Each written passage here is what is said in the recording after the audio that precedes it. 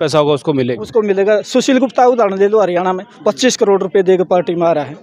25 करोड़ रुपए देकर पार्टी में आया है। प्रूफ है वो उसको आपके पास कि भाई 25 करोड़ रुपए देकर उसने राज्यसभा लिया है कुछ और क्या proof? क्या पर हम साथ में बैठे थे जब, और साथ में सुशील को ये जैसे कुमार विश्वास का नाम आया था पहले, कुमार विश्वास और संजय सिंह का जब राज्यसभा की 2 सीटें अनाउंस हुई हमारी दिल्ली में, जैसे जो हमारी 67 सीटें आई तो 49 के दिनों के बाद दोबारा सरकार बनी, जब संजय सिंह और कुमार विश्वास का नाम, कुमार विश्वास को बाहर भगा के सुशील गुप्ता को लिया गया था। और सुशील गुप्ता को कोई नहीं जानता था।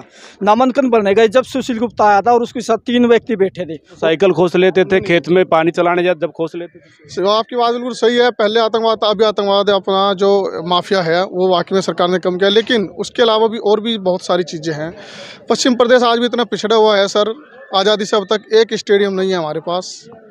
आज़ादी से अब तक ना ही एक स्टेडियम है, ना ही हमारे पास खुद की हाईकोर्ट बेंच है। हमें जाना पड़ता है 1000 किलोमीटर प्रयागराज में। की बार मैं दिल्ली का उदाहरण दे रहा हूँ। 11-11 करोड़ में अरविंद केजरीवाल ने टिकट बेची है दिल्ली में। जैसे मैं हूँ, मेरे को बुराड़ी से टिकट मिलना था, लेकिन इतने पैसे ना होने के कारण मैं पार्टी से बेदखल कर दिया गया। एमसीडी चुनाव को लेकर एमसीडी से पहले भी मेरे को एक बार टिकट मिला था 49 दिन की सरकार में, उसके बाद नहीं मिला मेरे को। उसके बाद आपको टिकट नहीं मिला, क्या कारण मानते हैं? वही पैसे वाला कारण है। जनता कल्याण मोर्चा का परिवार बढ़ता हुआ जा रहा है। राजस्थान से भीम सिंह जी हमारे साथ मौजूद है।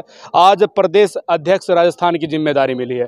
सबसे पहले तो आपका स्वागत। बहुत बहुत धन्यवाद सर, और आप सब मीडिया का भी मैं बहुत धन्यवाद करता हूं जो आपने इतने अच्छे से रूबरू होके और लोगों के अंदर की जो मंशाएं थी उनको सवाल जवाब के रूप में लिया। आपका भी धन्यवाद। राजस्थान की जो स्थिति है उसको लेकर के क्या देखते हैं आप? क्या कुछ माहौल राजस्थान का है? देखिए, राजस्थान में जैसे कि हम अभी प्रोग्राम में बता चुके हैं कि पूर्व में हमने जमींदारा पार्टी के हम फाउंडर मेंबर रहे।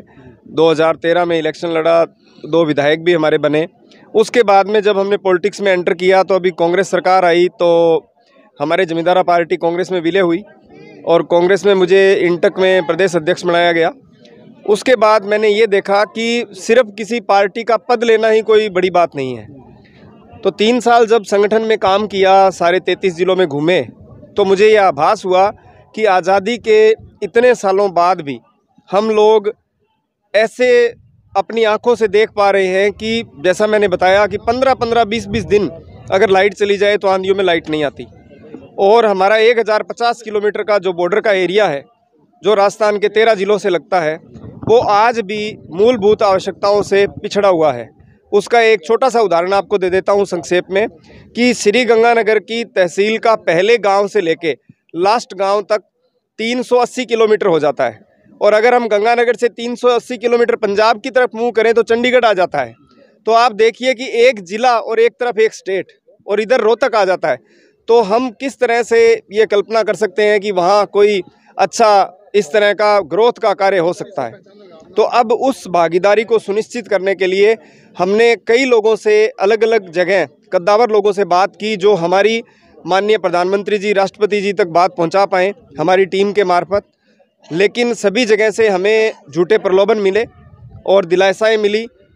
स्वामी जी एकमात्र ऐसे व्यक्ति हैं जिन्होंने साथ चल के इस चीज़ को देखा और हमें ना कि भरोसा दिलाया, बल्कि अभी इन्होंने कहा है कि इसी वीक के अंदर ये हमारे साथ दिल्ली जाके और ज्ञापन देंगे माननीय राष्ट्रपति महोदय और प्रधानमंत्री जी को, और हमारी इस बात को संसद तक पहुंचाएंगे। क्या लगता है, अच्छे भला पद प्रदेश अध्यक्ष का मिला हुआ था राजस्थान में, सरकार भी थी, सरकार के साथ रह करके कुछ काम आप कर लेते? ये है कि मेरे फादर साहब ने चाइना के साथ जब अपना रक्षा कोष बना था, मैं भी हरियाणा का जन्म है मेरा, नाथुश्री चोपटा हमारा गाँव है, और जब मैं 2 साल का था तब हम राजस्थान चले गए थे।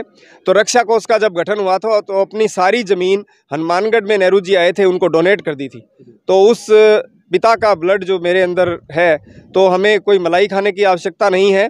और मैं खुद आजीवन कोई भी चुनाव नहीं लड़ूंगा, ये बात मैंने कही हुई है। हमारी खुद की पार्टी बनाई, उसमें भी मैंने खुद चुनाव नहीं लड़ा, कांग्रेस से भी मैंने कभी टिकट नहीं मांगी। और अब मैं यहाँ स्वामी जी के पास भी आया हूं तो जनता की जो ओरिजिनल चीज़ है, जो हम करके जाएं तो जीवन में लोग हमें याद रखें, उसके लिए आए। राजस्थान में कहा जाता है कि नशाखोरी भी बढ़ रही है, सामाजिक ताना बाना वो भी खराब हो रहा है, मूलभूत सुविधाएं हैं वो नहीं मिल पा रही जनता को, उसको लेकर कैसे देखते हैं? बदलाव होगा जब आपकी सरकार आएगी?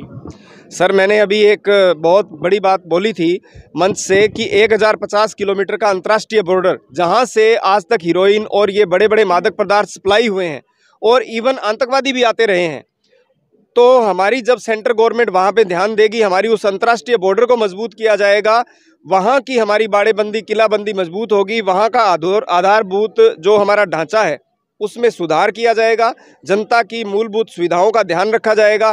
तो जब हमारा बॉर्डर सुरक्षित होगा तो उसके बाद में ये समस्याएं अपने आप समाप्त हो जाएंगी।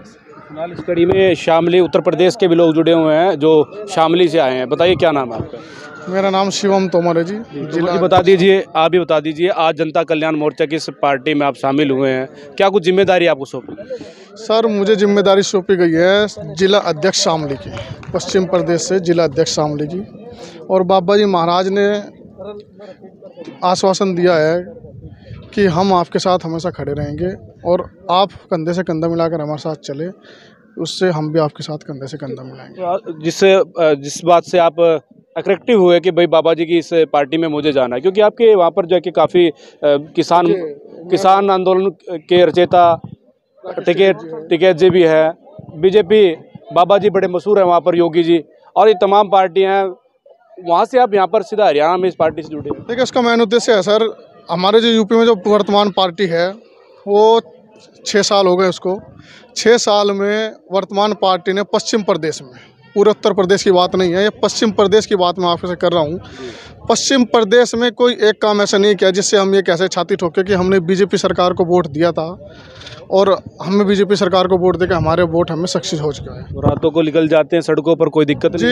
जी देखिए, सुरक्षा का मुद्दा अगर आप ले, पहले भी निकल जाते थे, लेकिन अब थोड़ा ऐसा है। तो साइकिल खोस लेते थे, खेत में पानी चलाने जाते जब खोस लेते थे। आपकी बात बिल्कुल सही है, पहले आतंकवाद था, अभी आतंकवाद है, अपना जो माफिया है वो वाकई में सरकार ने कम किया, लेकिन उसके अलावा भी और भी बहुत सारी चीज़ें हैं। पश्चिम प्रदेश आज भी इतना पिछड़ा हुआ है सर, आज़ादी से अब तक एक स्टेडियम नहीं है हमारे पास। आज़ादी से अब तक ना ही एक स्टेडियम है, ना ही हमारे पास खुद की हाई कोर्ट बेंच है, हमें जाना पड़ता है 1000 किलोमीटर प्रयागराज में। जबकि पश्चिम प्रदेश खुशहाल प्रदेश है, किसान प्रदेश है आपका, राकेश टिकैत जी भी इधर है।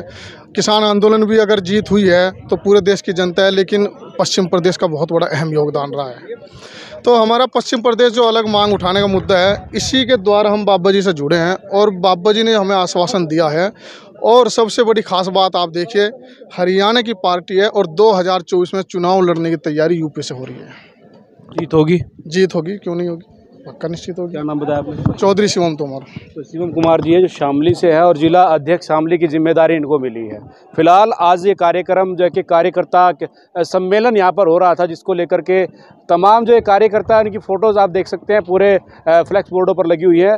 और बाबा जी ने बड़ी बड़ी घोषणाएं यहाँ पर जो की है, बड़ी बड़ी बातें रखी हैं, जनता के उद्देश्य जो कि जनता जिसको लेकर खुशहाल नज़र आएगी, ऐसे दावे उनकी तरफ से किया जा रहा है।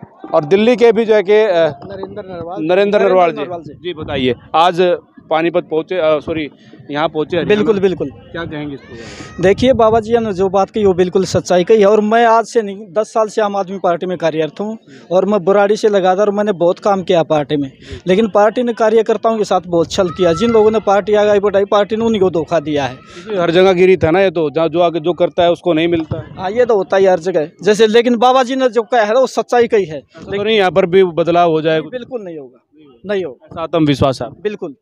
लेकिन बाबा जी एक सच्चाई वाले इंसान है, जो बात कहेंगे सच्चाई कहेंगे। और हर एक चीज़ को, जैसे छोटे से छोटे ज़मीन, जैसे ग्राउंड से लेकर ऊपर तक हर एक बंदे का वो रखेंगे, ख्याल रखेंगे, और किसी के साथ कोई धोखाधड़ी ऐसा नहीं चलेगा। आप पार्टी में ऐसा क्या लगा आपको, क्यों छोड़ दिया आपने? आप जैसे आप पार्टी में, मैं आपको उदाहरण दूँ, जैसे किरण बेदी, प्रशांत भूषण, योगेंद्र यादव, बहुत सारे लोग थे जिन लोगों ने पार्टी उठाई, लेकिन पार्टी की टिकट ना मिलने के कारण, जैसे 3 अब की बार मैं दिल्ली का उदाहरण दे रहा हूँ, 11 करोड़ में अरविंद केजरीवाल ने टिकट बेची है दिल्ली में।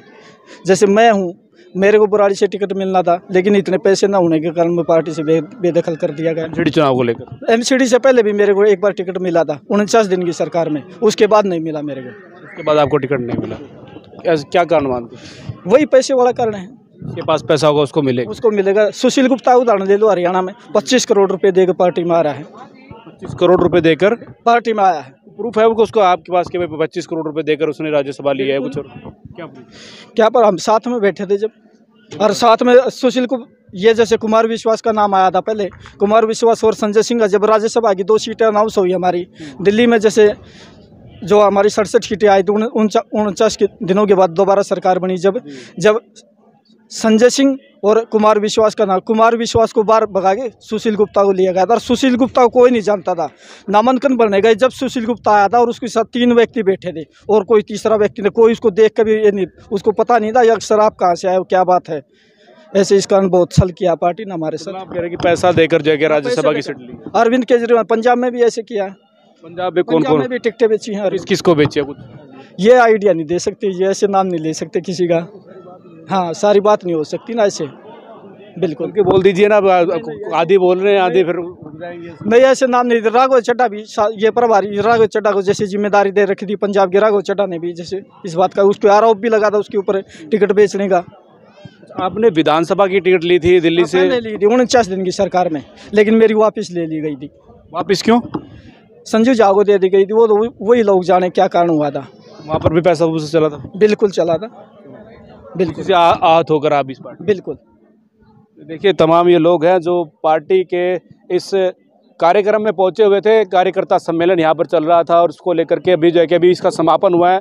बाबा जसमेर महाराज ने बड़ी बातें कही हैं, बड़े दावे किए हैं, और जब सत्ता में सरकार आएगी तो गरीबों के लिए काम होगा। तमाम ऐसी हितकारी योजनाओं के साथ बाबा जसमेर महाराज ने अपना संबोधन समाप्त किया। आप लोगों से अपील है कि आप लोग इस वीडियो को शेयर करते रहें। राजस्थान से हो रहा है।